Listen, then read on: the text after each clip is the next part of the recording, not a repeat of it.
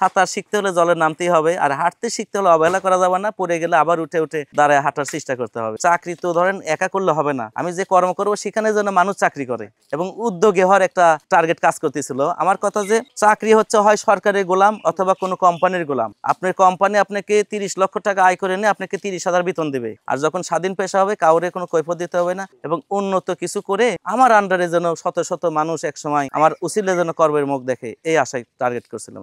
যখন হাই স্কুলে পড়াশোনা করছি তখন এমনও স্যার বলছে যে কে রে ছাগল পুষিস, তো বিয়েই হবে না, তোর তো বিয়ের সাথে মানুষ দিবে না, তুই ছাগল পুষিস। তখন আমি বললাম যে স্যার আমরা তো প্রাইমারি স্কুলে ইসলাম শিক্ষায় পড়লাম, আমাদের দিনে রাসূল ছাগল পালন করতো, মেষ পালছে, তাহলে আমি তো মনে করি যে ছাগল দুম্বা এগুলা নিয়ে যারা ঘৃণা করবে তারা তো আসলে মানবতার বাইরে তাদের টার্গেট কাজ করে। তো এই জন্য আমার চেষ্টা যে সর্বোচ্চ উন্নত জিনিসগুলো রাখবো। দিনের নবী যেগুলো করে গেছে সেগুলো তো সুন্নাত, সে সুন্নাত জীবের প্রতি প্রেম ভালোবাসা, এখান থেকেই আমি এতদূর। আমার খামারের যাত্রাপথ 1995 সাল, তখন আমি 3য় শ্রেণীতে পড়ালেখা করি।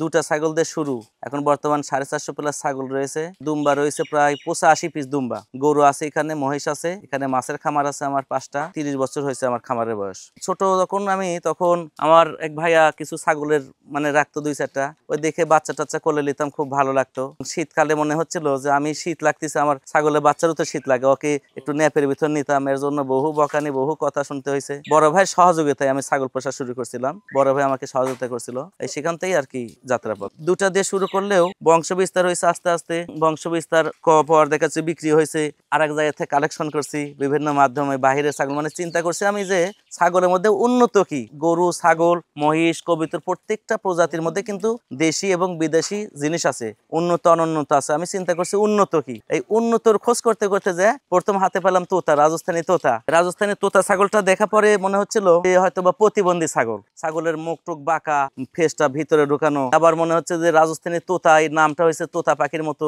মানে ফেসটা এই জন্য নাকি। প্রথম তোতা ছাগল কিনছি আমি 5,200 টাকা দিয়ে একটা। অন্য ছাগলের দাম ছিল আপনার মোটামুটি 2,000, 2,500, 3,000, 4,000 এরকম, দেশি ছাগল দাম বেশি। এবং দ্বিতীয়ত তোতা ছাগল যখন কিনি, 3টা ছাগল নেওয়ার পরে একটা মারা গেছিল, পরে আমার বড় ভাই তো বাধা যে এগুলা ছাগল ঠিকানা, এগুলা কেন পাগলামি, এগুলা করা যাবে না। তখন আমার কথা দূরে থেকে আসছে বাহিরের ছাগল, এগুলা ঝোঁক হতেই পারে, একটা মারা গেছে জন্যই যে সব মারা যাবে, তাহলে এই টার্গেট করে যে অবশ্যই যেখানে ক্ষতি ওখানেই তো লাভ হতে পারে। এসএসসি পাশ করে 2005 সাল, সেই সময় আমার অনেক ছাগল বিভিন্ন জেলা বিভিন্ন জায়গা থেকে এসে মানুষ শৌখিন ছাগল কিনতে। সবচেয়ে বড় আকর্ষণীয় ব্যাপার, শিল্পপতি শ্রেণী এবং প্রশাসনিক সিনিয়র পার্সন গুলো আসতো ছাগলের খোঁজ পেয়ে। সেই কাল থেকে আমার টার্গেট ছিল যে আমি আত্মকর্মসংস্থানের একটা পথ বেছে নেব।